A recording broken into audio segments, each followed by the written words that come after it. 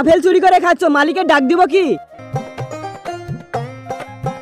আরে বিরক্ত করছো কেন? তোমার সাহস কিভাবে হলো আপেল চুরি করার? তুমি আজকে বেঁচে পালাতে পারবা না। দৌড়াও, তুমি যতদূর দৌড়াতে পারো। প্রিন্স, যেখান থেকে সম্বন্ধ এসেছে ওই মেয়েটাকে দেখতে যেতে হবে, তাড়াতাড়ি আয়। ওই মেয়েটাকে তো আমার স্বপ্নেও পছন্দ হয় না। চোর কুতাকর, বলো এবার আপেলের জরিমানা কিভাবে দিবে? আরে প্রিন্স বেটা, তুমি এখানে? আরে আন্টি, আপনি? মা, তুমি একে চেনো নাকি? যিনি মা, এটা সেই ছেলে যেটা তো স্বাস্থ্য বোনের সাথে বিয়ে ঠিক হয়েছে। প্রিন্স, আমাদের দেরি হচ্ছে, তাড়াতাড়ি চলো। এটা তোমার জন্য।